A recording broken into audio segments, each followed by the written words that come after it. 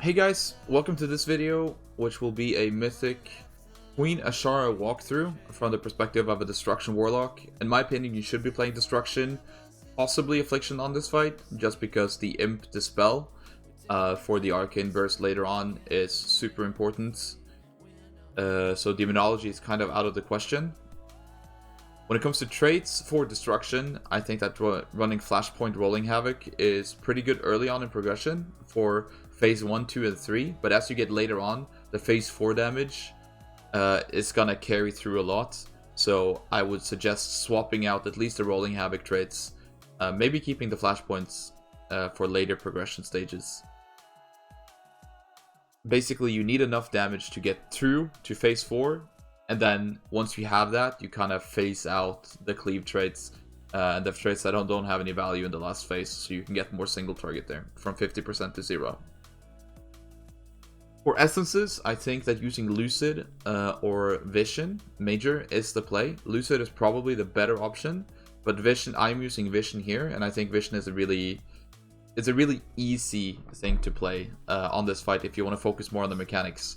When you play Lucid, you put everything into those 2-minute burst windows, and if you somehow mess that up slightly, your damage goes way down compared to Perfection.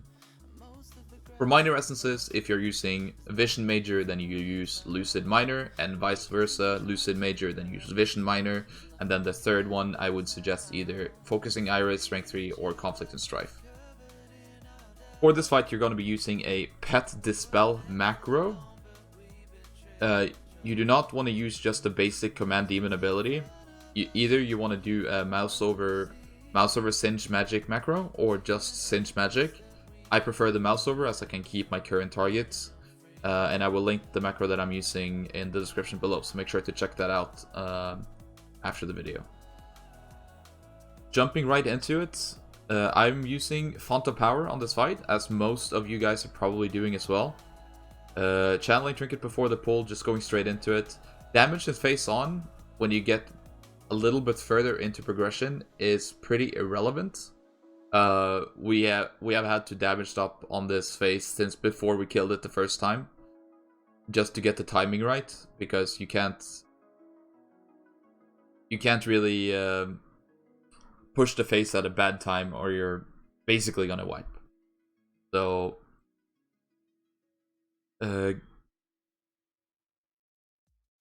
yeah, in this phase I am assigned to soaking the console on the right side.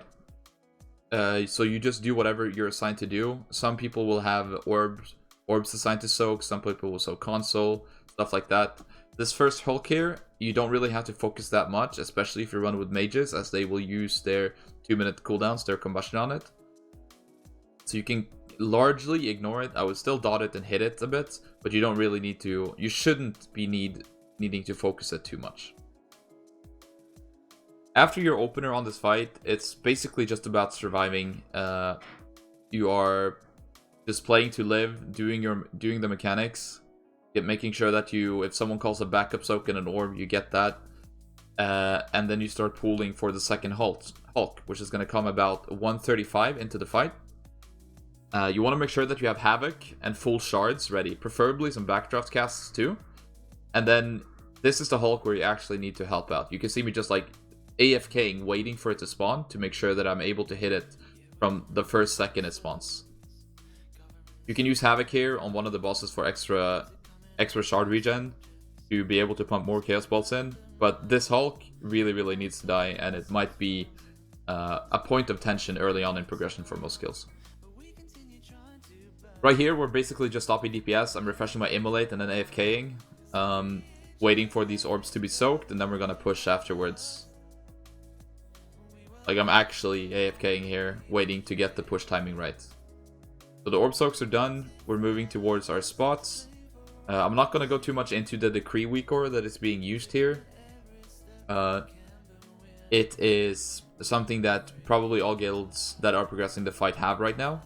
But you just turn off your brain and do whatever the Weakor tells you to do. The most important thing here is to not think for yourself. That is very important. Just let the hive mind take over. When you get into phase 2, you can precast Cataclysm here.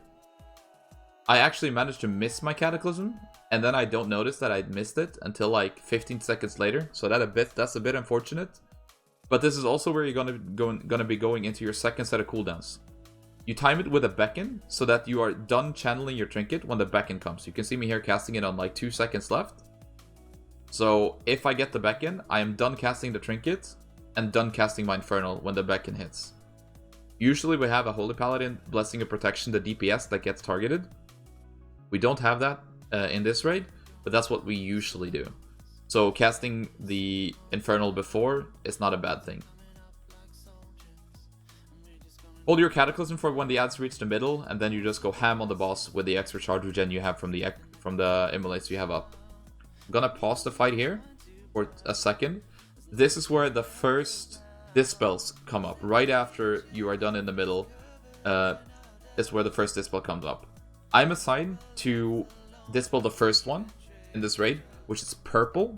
So the order we have assigned is purple, star, orange. If I do not Dispel purple, I don't Dispel at all.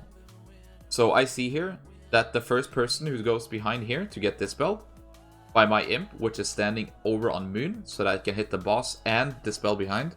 That is very important that you place it here. I prefer to have it on assist and just place it on Moon. Some people prefer to have it on passive. But it comes down to personal preference, really. But my point is that I am assigned to Dispel purple, but purple goes behind this pillar over here and solos because it's a rogue. And I am not Dispelling here because the Shadow Priest is Dispelling himself. So that is the way we do it in this raid. I'm Dispelling purple and purple only.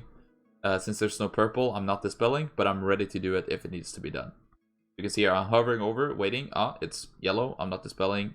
Back to DPSing. Getting a bit high on stacks here. I think I'm going to do a quick reset soon.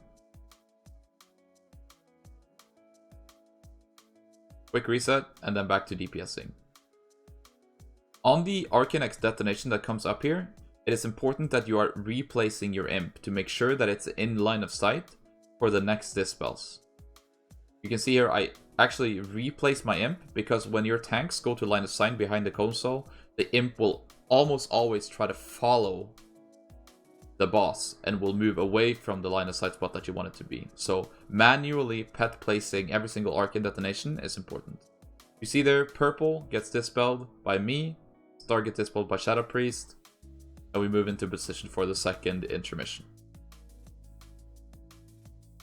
I get the same assignment again, stack and move. Turn off your brain, follow the instructions. This is a good time if you're running Bursting Flare. It's a good time to try to refresh it. I actually don't do it here, which is pretty bad. Refreshing Immolate right before you have to move is also a good idea, so that you can keep it rolling. It's not a big deal, as damage on the boss from here on out is largely inconsequential, as random cleave will take it down to the point where you want it to be. But the most important thing here is to hit Lady Venom Tongue when she spawns. You want to be ready for it instantly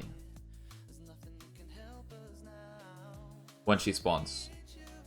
I have started to change my timing for the gateway that I'm about to place now, but this gateway that I'm about to place is really important. I'm gonna pause it here again for a second. This gateway allows you to finish up on the second pillar, which is where you're going to be using your third set of cooldowns, and then take the gateway afterwards. This gateway I've started placing now after this kill. I've started to place it before starting to hit the first ad. So coming right out of the intermission, placing the gateway, and then moving into position to start nuking Lady Venom Tongue. So in the Arcane Detonation cast, you're basically just channeling your trinkets, waiting for the spear to happen, and then you go ham with your Infernal.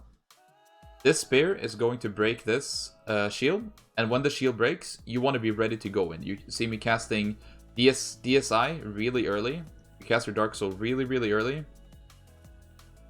Get my Dispel here on purple, and just go ham on this bot, on this second ad here. This is the one you are carrying as Destruction Warlock.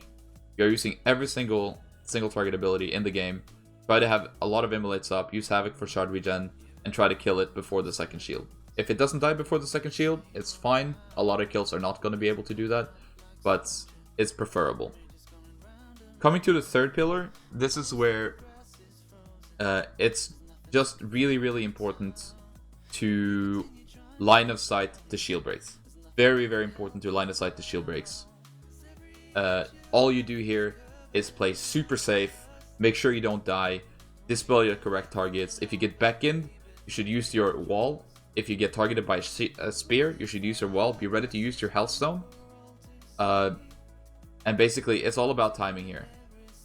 We finish off this Myrmidon. The next Myrmidon is going to come in. Again, you don't really care about boss damage at all. You can see me playing really conservatively with my positioning. I even have my pet intentionally not attack to make sure that it's in line of sight of the dispels. On the earlier pillars, I have my pet positioned so that I can hit both the ad and get the dispel. But here you can see me having my pets all the way over here, just AFKing, because I know that we don't need the damage from my pet, and I want to make sure that I'm able to get the dispels every single time. Again, dispel, mouse over, boom, done. Finishing up the Myrmidon after this next shield. And then we're going to drag the boss on top. And this is where the single target traits are going to start shining through for you, if you choose to do them. This ad is just going to be whittled down. You want to try to kill the ad as Azshara hits 50%. And this is where you want to go for your reset. Approximately 51, 52%. Go behind the pillar, channel your trinket, and then drop your Infernal. And this is where you're going to use Lust as well. And go completely ham. I'm assigned to soaking the yellow rune here, but if you're not, I would suggest that you use all your instant spells. Don't rush to the spot where you're gonna bait the nether portal. As you can see here, we're over on the side trying to bait the first nether portal. You don't need to rush there, you just need to be there when the nether portal hits, which is for us in about 5 seconds.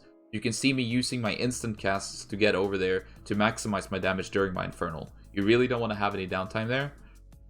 Then I get a reset here on the pillar as we move the boss over to the console, and we're getting ready to click the first overload. It's really, really important that you have done at least one reset here, or you're gonna make your healers struggle. Obviously, you soak on the console if you're assigned to soak on the console. Just basically follow the spreadsheet that the guild has given to you. And after that, you are moving into position. You can see me getting another reset here pretty early on as we're moving onto the pillar on the right side. You are basically following the beam at this point, and soaking if you are assigned to soak. So since I got that reset before I moved out to this pillar, I'm sitting on really low stacks now. I would be sitting on like 16, 17 stacks and causing a huge strain to my healers before this.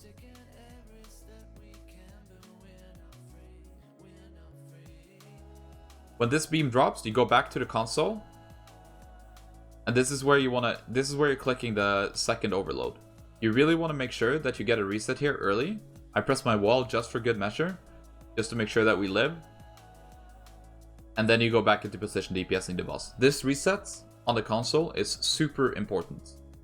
But outside of like doing the resets and stuff, you don't really need to care too much about your DPS because you already did all your damage, hopefully, in the burst window early on in Lust. So after you're done with your burst, you're basically just playing really, really safe and going in. I'm gonna go a bit back here to explain the setup for the last set of cooldowns. Because as the next gases are hitting, the second gaze, you are moving out to bait the nether portal. As it's coming in 2 seconds here, nether portal goes down. You move back into position, and this is where you channel your last trinket and go into the last Infernal. This lines up really nicely. If you are doing the third console, if you don't have the damage to kill it, this is where the third console comes in, and if you get the buff, you go absolutely completely nuts here on the boss. Doing like 150, 200k single target DPS for 20 seconds. I'm sure we've all seen the THD clip by now, but there it is. The boss goes down. I hope this helped you in your progression on Azshara. And if you have any questions, just leave them down below. Leave a like if you enjoyed it, and I'll see you guys in the next one.